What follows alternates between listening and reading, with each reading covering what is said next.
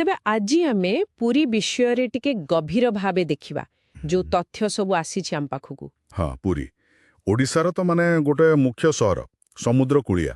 ଆଜ୍ଞା, ସେଇ ବଙ୍ଗୋପସାଗର କୂଳରେ ଭୁବନେଶ୍ୱରଠୁ ବେଶୀ ଦୂର ନୁହେଁ, 60 କିଲୋମିଟର ବୋଧେ। ହଁ, ପ୍ରାୟ ସେତିକି। ତ ଆମେ ଆଜି ଦେଖିବା ମାନେ ଏହାର ମହତ୍ତ୍ୱ କ'ଣ, କେମିତି ଏତେ ପ୍ରାଚୀନ ହେଇକି ବି ଆଜିକା ସମୟ ସହ ଚାଲିଛି। ସେଇଟା ହିଁ, ଗୋଟେ ପଟେ ଏତେ ବଡ଼ ତୀର୍ଥକ୍ଷେତ୍ର ଆଉ ଗୋଟେ ପଟେ ପୁରା ଆଧୁନିକ ପର୍ଯ୍ୟଟନ ଜାଗା, ଏଇ ଦିଗଗୁଡ଼ିକ ବୁଝିବା ଦରକାର। ନିଶ୍ଚୟ, ଆମ ପାଖରେ ଯାହା ସୂଚନା ଅଛି, ପୁରୀର ପରିଚୟ ତ ବହୁତ। ଆଧ୍ୟାତ୍ମିକ କଥା କହିଲେ ତ ଆଗ ଜଗନ୍ନାଥ ମନ୍ଦିର। ହଁ, ଚାରିଧାମରୁ ଗୋଟେ। ଏକଦମ। ତା ସାଙ୍ଗକୁ ରଥଯାତ୍ରା, ପୁଣି ସେ ସୁନ୍ଦର ବେଳାଭୂମି, ଆହୁରି କେତେ କ'ଣ ଅଛି। ଚାଲନ୍ତୁ ସେ ମନ୍ଦିରରୁ ହିଁ ଆରମ୍ଭ କରିବା। ପୁରୀର ହୃଦୟ ବୋଲି ତ କହୁଛନ୍ତି। ଆଜ୍ଞା, ସତ କଥା। ଏଇଟା ଖାଲି ଗୋଟେ ପଥରର ଦେଉଳ ନୁହେଁ, ଜୀବନ୍ତ ଲାଗେ ପୁରା। କେବେକାର ମନ୍ଦିର ଏଟା? ଏଇଟା ଦ୍ୱାଦଶ ଶତାବ୍ଦୀର। ରାଜା ଥିଲେ ଅନନ୍ତ ବର୍ମନ ଚୋଡ଼ଗଙ୍ଗଦେବ, ପୂର୍ବ ଗଙ୍ଗବଂଶର। ସେ ହିଁ ଆରମ୍ଭ କରିଥିଲେ। ଓହୋ, ବହୁତ ପୁରୁଣା ତାହେଲେ। ହଁ, ଆଉ ସେ ଯୋଉ ଉଚ୍ଚା 22 ପାହାଚ, ସେଇଟା ତ ଦୂରରୁ ଦିଶେ, ପୁରୀର ପରିଚୟ ଭଳି।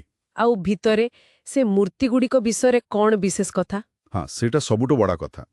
ଭିତରେ ପୂଜା ପାଆନ୍ତି ପ୍ରଭୁ ଜଗନ୍ନାଥ, ବଡ଼ ଭାଇ ବଳଭଦ୍ର ଆଉ ଭଉଣୀ ସୁଭଦ୍ରା। କିନ୍ତୁ ସେମାନେ କାଠରେ ତିଆରି ନା? ଆଜ୍ଞା, ପବିତ୍ର ନିମ୍ବ କାଠ, ମାନେ ଦାରୁରେ। ଏଇଟା ଭାରତର ଅନ୍ୟ ମନ୍ଦିରଠୁ ଏହାକୁ ପୁରା ଅଲଗା କରିଦିଏ। କାଠର ମୂର୍ତ୍ତି ମୁଖ୍ୟ ଦେବତା ହେବା କମ୍ ଦେଖାଯାଏ। ଆଉ ମହାପ୍ରସାଦ, ସେଇଟା ବି ବହୁତ ଶୁଣାଯାଏ। ହଁ, ମହାପ୍ରସାଦ କଥା ତ ନିଆରା। ମନ୍ଦିର ରୋଷେଇ ଘରରେ ବନାଯାଏ। କୁହାଯାଏ ଭାରତର ସବୁଠୁ ବଡ଼ ମନ୍ଦିର ରୋଷେଇଶାଳା ଭିତର ଗୋଟେ। ସତରେ? କେତେ ଲୋକଙ୍କ ପାଇଁ ରନ୍ଧା ହୁଏ ସେଠି? ହଜାର ହଜାର ଭକ୍ତଙ୍କ ପାଇଁ। ଆଉ ସବୁଠୁ ଭଲ କଥା ହେଲା, ସେଠି କିଛି ଜାତି ବର୍ଣ୍ଣ ଭେଦଭାବ ନାହିଁ। ସମସ୍ତେ ଏକାଠି ବସି ମାଟି ପାତ୍ରରେ ସେ ପ୍ରସାଦ ପାଆନ୍ତି। ବାଃ, ଏଇଟା ବହୁତ ବଡ଼ କଥା। ଆଉ ଗୋଟେ ଜିନିଷ ବିଷୟରେ ଲେଖାଥିଲା ଆମ ତଥ୍ୟରେ, ନବକଳେବର। ସେଟା କ'ଣ? ନବକଳେବର, ହଁ, ଏଇଟା ଗୋଟେ ବହୁତ ବିଶେଷ ଆଉ ଜଟିଳ ପରମ୍ପରା। ସବୁବେଳେ ହୁଏନି। କେବେ ହୁଏ? ଗୋଟେ ଖାସ୍ ଜ୍ୟୋତିଷ ଗଣନା ଅଛି। ଯେଉଁ ବର୍ଷ ଯୋଡ଼ା ଆଷାଢ଼ ମାସ ପଡ଼େ, ସେମିତି କିଛି ବର୍ଷରେ ହୁଏ। ଏଥିରେ ଦେବତାଙ୍କ ପୁରୁଣା କାଠ ମୂର୍ତ୍ତି ବଦଳାଯାଏ। ମାନେ ପୁରା ନୂଆ ମୂର୍ତ୍ତି? ହଁ, ନୂଆ ଦାରୁ ଖୋଜାଯାଏ, ସେଥିରୁ ନୂଆ ମୂର୍ତ୍ତି ଗଢ଼ା ହୁଏ, ଆଉ ପୁରୁଣା ମୂର୍ତ୍ତିଙ୍କୁ ସମାଧି ଦିଆଯାଏ। ଏହା ନୂତନ ଶରୀର ଧାରଣ କରିବା ଭଳି ଜୀବନ ଚକ୍ରର ପ୍ରତୀକ। ବୁଝିଲି। ବହୁତ ଗଭୀର କଥା ଏସବୁ। ଏବେ ଆସିବା ରଥଯାତ୍ରାକୁ। ଏହାର ଚିତ୍ର ତ ସବୁଆଡ଼େ ଦେଖିବାକୁ ମିଳେ। ହଁ, ରଥଯାତ୍ରା ବା ଘୋଷଯାତ୍ରା, ଏହା ଖାଲି ପୁରୀ ବା ଓଡ଼ିଶାର ନୁହେଁ, ପୁରା ବିଶ୍ୱର ସବୁଠୁ ପୁରୁଣା ଆଉ ସବୁଠୁ ବଡ଼ ରଥ ଉତ୍ସବ। ପ୍ରତିବର୍ଷ ହୁଏ? ଆଜ୍ଞା, ପ୍ରତିବର୍ଷ ଆଷାଢ଼ ଶୁକ୍ଳ ପକ୍ଷରେ, ମାନେ ଜୁନ ଜୁଲାଇ ଭିତରେ ଲକ୍ଷ ଲକ୍ଷ ଲୋକ ଆସନ୍ତି।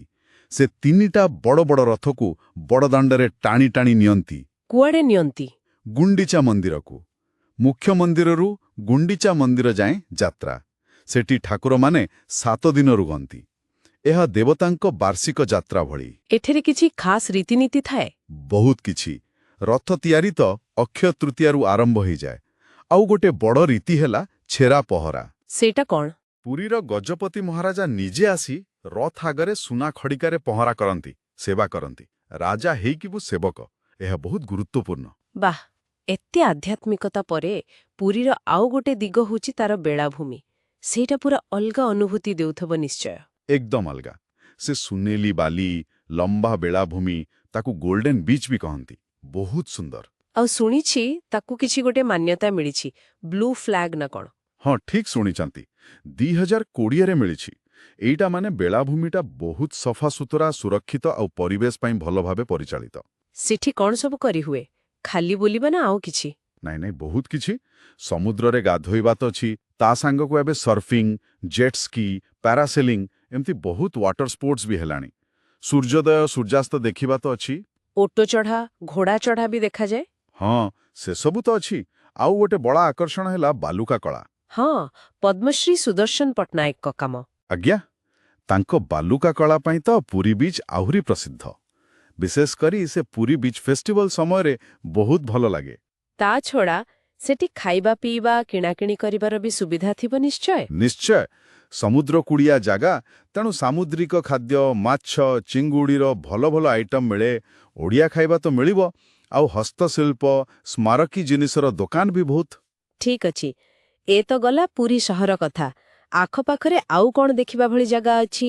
ଆମ ତଥ୍ୟରେ କିଛି ଉଲ୍ଲେଖ ଥିଲା? ହଁ, ପୁରୀ ପାଖାପାଖି ବି ବହୁତ ଗୁରୁତ୍ୱପୂର୍ଣ୍ଣ ଜାଗା ଅଛି। ଗୋଟେ ହେଲା ଚିଲିକା ହ୍ରଦ।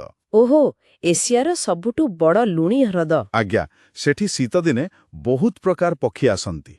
ଆଉ ଡଲଫିନ୍ ଦେଖିବା ପାଇଁ ବି ଲୋକେ ଯାଆନ୍ତି। ଆଉ ଇତିହାସ ଦୃଷ୍ଟିରୁ? ସେଠୁ ଟିକେ ଗଲେ କୋଣାର୍କ ସୂର୍ଯ୍ୟ ମନ୍ଦିର। ସେଟା ତ ୟୁନେସ୍କୋ ବିଶ୍ୱ ଐତିହ୍ୟ ସ୍ଥଳ। ତ୍ରୟୋଦଶ ଶତାବ୍ଦୀର ପୁରା ରଥ ଆକାରରେ ତିଆରି। ଆଉ କିଛି? ଗୋଟେ ଗାଁ ଅଛି ରଘୁରାଜପୁର। ସେଟା କଳାକାରମାନଙ୍କର ଗାଁ। ପଟ୍ଟଚିତ୍ର ପାଇଁ ବହୁତ ପ୍ରସିଦ୍ଧ। କାଠ କାମ, ତାଳପତ୍ର କାମ ବି ହୁଏ। ବାଃ, ତା ମାନେ ପୁରୀ ଗଲେ ଏସବୁ ବି ବୁଲି ହବ।